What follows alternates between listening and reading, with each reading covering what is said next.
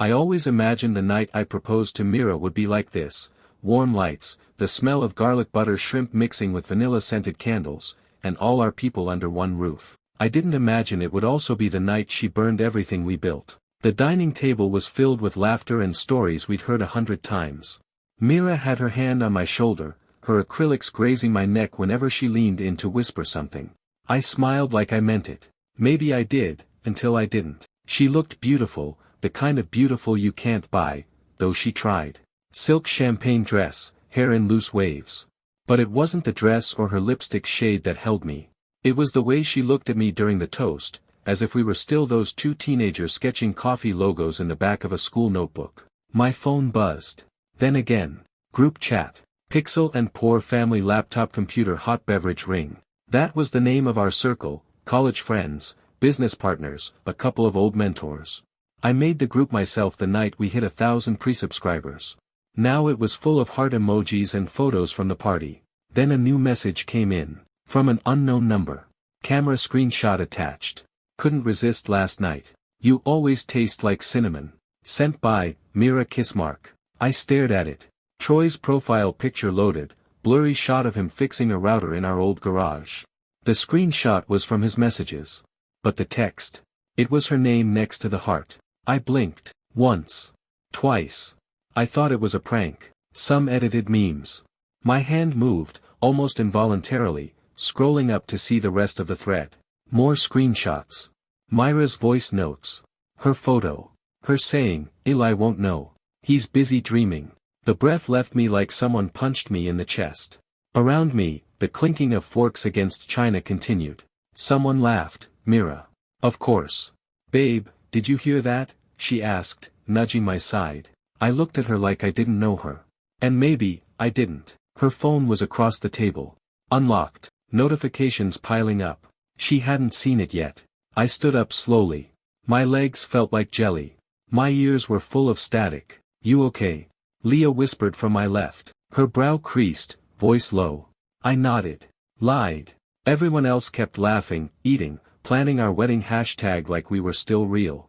I looked down at the engagement ring she picked out herself, something minimalist but with a story, she said.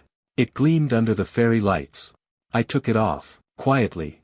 Hold it between my thumb and forefinger for a beat longer than I should have. Then I dropped it gently into my untouched champagne glass. The sound was soft, plink, but sharp enough that Leah turned her head. Only her. Mira was still laughing. Still toasting. And me? I walked out. No words. No scene. Just the weight of her betrayal hanging around my neck like a medal for stupidity. Outside, the night was thick with humidity and streetlights. A couple of stray cats pawed at leftover lechem scraps in the gutter. I didn't cry. Didn't rage. I just stood there with ice in my chest, staring at my reflection in a car window, and wondering how the hell I didn't see it sooner. The ring was still there the next morning, sunk at the bottom of the champagne flute like a bad omen. I didn't take it with me. I left it on the table next to the uneaten slice of mocha cake with our initials piped in gold. The apartment felt like someone else's life when I returned. Everything was clean, organized, Myra's touch. Even our shared vision board still hung on the living room wall, covered in sticky notes, mock-up menus, and our handwritten goals. Launch Pixel and Pour before 30. 5 locations in 5 years. Keep it local. Keep it soulful. We wrote that at 2 a.m. during a blackout, sweating in the candlelight, eating leftover pizza while Troy fixed the fuse downstairs. I remember Mira laughing about it. How romantic our grind looked in the dark. But the truth is, the dream wasn't born from candlelight or ambition. Not hers, anyway. It was mine. My dad died when I was 14. He spent his life as a barista at a tiny cafe in Cubeo, always talking about opening his own place someday, one with books, live music, and Wi-Fi that actually worked. I watched that dream dissolve slowly in piles of unpaid bills and too many promises made too late. When I met Mira, she was light in a hallway full of fluorescent buzz. Pretty, popular, but curious. She didn't laugh when I told her I wanted to build a cafe that doubled as a startup hub. She said it sounded raw and marketable. And from there, we ran with it. We started sketching ideas in the back of our economics notebook. By college, we were saving up, me coding side hustles, her managing small events. We grew side by side, and somewhere along the way, that blurry line between friend and partner snapped. But now, with everything burning, I started to see the truth through the smoke. Mira was the face of the dream. She loved the attention, the branding, the future interviews we imagined. But me? I was the bones. The back end. The hours of researching suppliers, optimizing workflows, building the website from scratch with code I never got paid for. And that code, those late nights, that spark, I didn't do it for us. I did it for me. For my dad. For the kid who watched his father get up at 4 a.m. every day to serve customers with a smile while swallowing the fact he'd never be his own boss. The betrayal hurt. Of course it did. But the more I sat with it, the more I realized what truly broke me wasn't Mira kissing someone else. It was watching her take our idea, my soul work, and hand it over to Troy like it was a borrowed jacket she didn't care to return. Troy. He grew up in the same house as us. His mother was the house help my mom hired when my freelance gigs picked up. He was quiet, polite, always with headphones on, fixing broken speakers or tinkering with wires. A couple of stray cats pawed at leftover lechem scraps in the gutter. I didn't cry. Didn't rage. I just stood there with ice in my chest, staring at my reflection in a car window, and wondering how the hell I didn't see it sooner. The ring was still there the next morning, sunk at the bottom of the champagne flute like a bad omen. I didn't take it with me. I left it on the table next to the uneaten slice of mocha cake with our initials piped in gold. The apartment felt like someone else's life when I returned. Everything was clean, organized, Myra's touch. Even our shared vision board still hung on the living room wall, covered in sticky notes, mock-up menus, and our handwritten goals. Launch Pixel and Pour before 30. 5 locations in 5 years. Keep it local. Keep it soulful. We wrote that at 2 a.m. during a blackout, sweating in the candlelight, eating leftover pizza while Troy fixed the fuse downstairs. I remember Mira laughing about it. How romantic our grind looked in the dark. But the truth is, the dream wasn't born from candlelight or ambition. Not hers, anyway. It was mine. My dad died when I was 14. He spent his life as a barista at a tiny cafe in Cubao, always talking about opening his own place someday, one with books, live music, and Wi-Fi that actually worked. I watched that dream dissolve slowly in piles of unpaid bills and too many promises made too late. When I met Mira, she was light in a hallway full of fluorescent buzz. Pretty, popular, but curious. She didn't laugh when I told her I wanted to build a cafe that doubled as a startup hub. She said it sounded raw and marketable. And from there, we ran with it.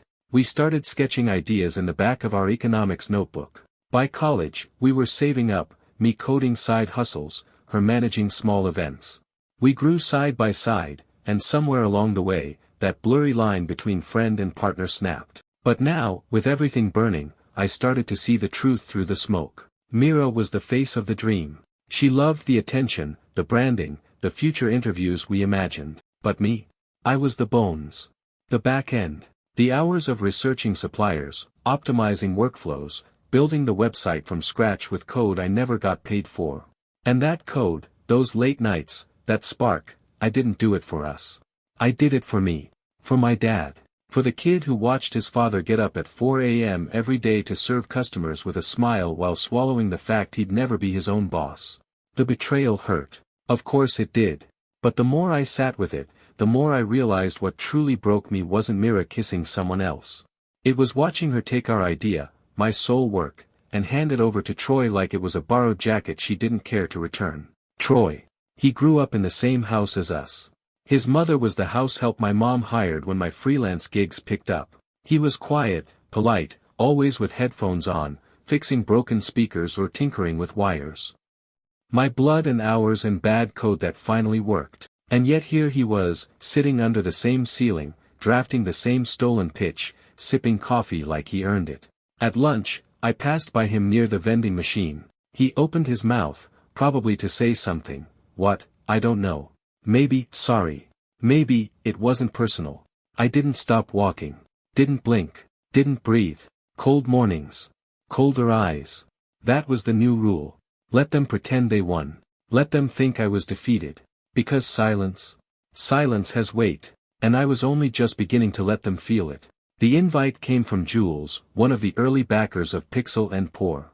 Technically, it was his birthday party, but everyone knew it was also a soft launch preview for the new startup incubator, where our cafe idea had landed a spot. And by our, I mean Mira and Troy. I wasn't going to go. I told myself I didn't care. I even closed the tab 3 times before I finally clicked going, just to make the itching stop. Leah showed up at my place that evening, in jeans and her signature navy button-up, holding 2 cans of overpriced iced lattes and a warning look. "You don't have to prove anything," she said. "I know," I replied, sipping. "That's why I'm going." Hive and Hearth was packed, one of those open rooftop spaces in Makati, fairy lights strung across steel beams, acoustic covers playing in the background. The kind of place Mira used to call aesthetic but overpriced. The moment I stepped in, the energy shifted. Whispers. Side glances. A few friends nodded in sympathy. Others gave me that awkward half-smile people wear when they're not sure who the villain is yet. Then I saw them. Mira, standing near the center bar, all neutral tones and curated charm. Hair tucked behind one ear. Laughing. Troy beside her. A black button-down. Clean haircut. His hand on the small of her back, just enough to be visible, just enough to stake a claim. They looked polished. Co-founder chic. But her eyes flicked toward me, and in that instant, I saw something crack. Her smile froze for half a second. She adjusted the strap on her bag. Pretended she hadn't seen me. I didn't look away. Not this time. Leah and I slid into a corner booth. We stayed there, quiet, observing. Eventually, Mira made her way over. Alone. "Eli," she said, like we were old classmates, like the last 2 months hadn't happened. "Mira," I said back, just as cool. She hesitated. "I didn't know you were coming. You invited me." She gave a tight smile. "Right. Jules used the old contact list. Guess some things are hard to delete." The silence between us stretched. Leah cleared her throat and excused herself, probably to give me space, or to avoid throwing her drink in Myra's face. Mira began, voice low. "I hope we can be civil. Tonight's important." "For who?" "For us. I mean, what we built. Pixel and Pour." "You mean what you took?" She flinched. "It wasn't like that." "It's exactly like that." I stood up. Pulled my phone from my pocket. She watched, confused, as I opened Instagram. She followed me last week. Liked 2 of my photos. No message. Just a breadcrumb trail. I clicked on her profile. Blocked. Right in front of her. Her breath caught. "You didn't have to do that." "You're right," I said. "I didn't." I turned and walked away, past the fairy lights, past Troy's smug glance, past the memories trying to resurrect themselves in every corner of that rooftop. I didn't look back. The sound of the city below was louder than the party now. And for the first time in weeks, I felt warm. Not from revenge. Not from anger. But from clarity. Some bonds don't deserve closure. Some just need cutting. The hall smelled of coffee, ambition, and polished lies. I sat near the back, heart pounding as the MC introduced the next pitch, Pixel and Pour, by Troy Sandoval and Mira Delos. The world around me froze. I didn't even need to look at the stage to know. But I did. And there she was, Mira. In a white jumpsuit she used to joke made her look like a tech CEO. She looked every bit the part. Confidence. Radiant. Lying. Troy stood beside her, his usual shy posture replaced by an unsettling composure. He adjusted the mic like he'd done it 100 times. I could barely hear over the rush of blood in my ears. "The idea behind Pixel and Pour," Mira began, smiling like a game show host, "was born from a simple need, a space for creativity, caffeine, and connectivity. My words. My tagline. Word for word. They launched into slides, mock-ups I had made, color palettes we argued over, features I had coded late into the night while Mira slept on my couch. Now, she was selling them like they were hers. The audience clapped, some nodding in appreciation. A couple of investors whispered to each other. I recognized one, Mr. Gutierrez. He'd once shown interest when Mira and I were still partners. He looked impressed. And then came the gut punch. "I'm just so grateful to Troy," Mira said, turning to him like he was her rock, "for believing in this vision with me when no one else did." I couldn't breathe. No one else. I was no one now. The room spun. But I didn't walk out. I sat there, frozen, memorizing every smirk, every word, every stolen second of my life. They hadn't just taken my idea. They erased me from it. And in that moment, something inside me began to shift. The betrayal didn't crush me. It lit a fuse. People think betrayal happens all at once, a moment, a choice. But I've learned it leaks. I started noticing the cracks days after the pitch event. The perfect image they sold began to fray at the edges. It started small, Troy fumbling to answer a question in a podcast interview. Actually, Mira handles the tech side, he laughed nervously. But I knew she didn't even know the difference between front-end and back-end development. She once called the dashboard a command center. Then there were the complaints online. Bugs in the app I designed flawlessly. Features removed or broken. I watched their 5-star reviews begin to sink, a star at a time. But the most telling moment came in that cafe we both used to haunt. I was in the corner, hoodie up, noise-canceling headphones pretending to hum. They didn't see me. Mira was arguing with Troy in hushed tones over a shared laptop. Her voice was sharp, tight, and unraveling. "You weren't supposed to launch the update yet," she snapped. "You just made it worse. You told me it was ready." "No, I said Eli would have made it ready."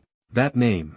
My name. Still in her mouth. Troy looked like a child caught breaking something he didn't understand. I didn't move. Just sipped my coffee and watched the fault lines grow.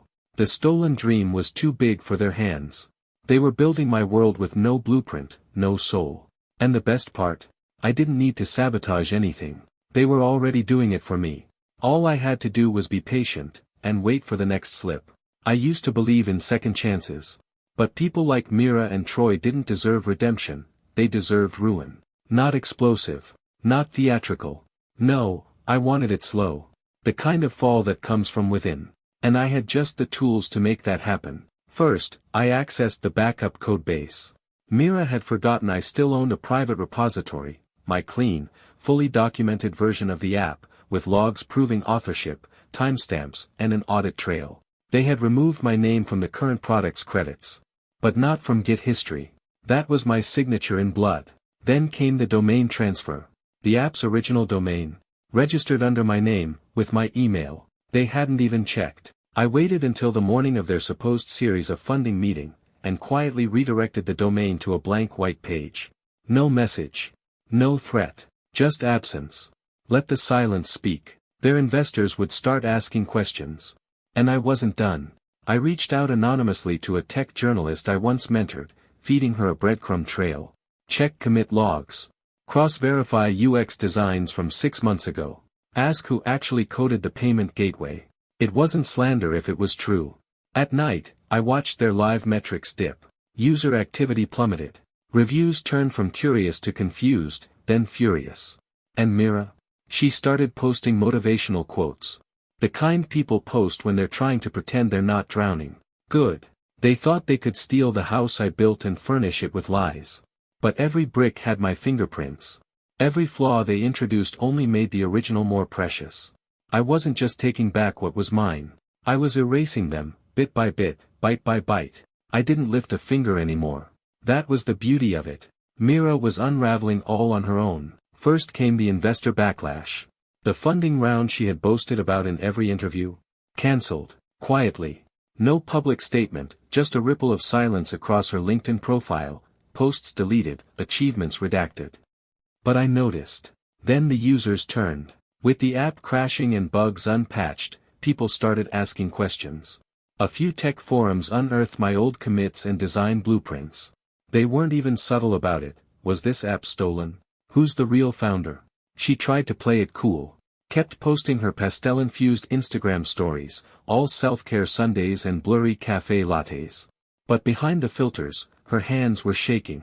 The final blow wasn't mine, it was hers. She went live. A desperate attempt at damage control. She framed it as radical honesty. Sat in front of the camera, bare-faced, voice trembling, and tried to spin the story. Yes, Eli helped in the beginning, but he chose to walk away. We had creative differences. I laughed, quietly. The comments didn't believe her. Not anymore. They remembered how she had praised me in interviews last year. They remembered our engagement photos, her captions dripping with devotion. They remembered how abruptly my presence vanished from her platforms, scrubbed clean, like an inconvenient truth. Now, the lie was catching up. And the public wasn't merciful. I watched her try to smile through it. That corporate smile she used to practice in the mirror. But her eyes gave her away, panicked, hollow, tired. She built her success on a borrowed story. And now that the truth was leaking out, every brick of her empire was crumbling. Not because I tore it down, but because it was never hers to begin with. I didn't want revenge anymore. That part of me, the angry, sleepless, spiraling part, had burnt itself out somewhere between the humiliation and the healing. What I wanted now was silence. Not the awkward silence of a cold apartment, but the kind that comes with peace. With knowing that I don't owe anyone an explanation, not even Mira. She texted me once after everything went public. Just a single line, "You win." But I didn't reply. Because it was never a game. I moved out of the city, found a quiet place by the coast, rented a small cottage with creaky floors and too many windows. I wake up to the ocean wind and sleep to the sound of rain tapping on the roof. There's no next big project, no press releases, no curated image to keep alive. Just me. I rebuilt the app, not the original version we fought over, but something better. Clean. Honest. My name's on it this time, front and center. It's not blowing up, and that's fine. It's mine. Sometimes I think of Mira, not with rage, but like you remember a scar. It doesn't hurt anymore, but it reminds you what pain felt like. She taught me something in her betrayal. That love given blindly is not noble, it's reckless. And that when someone shows you their true self, believe them the first time. I used to think I lost everything. But as I stand here now, barefoot in my own kitchen, coffee in hand, staring at the sunrise through fogged glass, I know I didn't lose a thing. I left with everything that mattered. And finally, I'm free.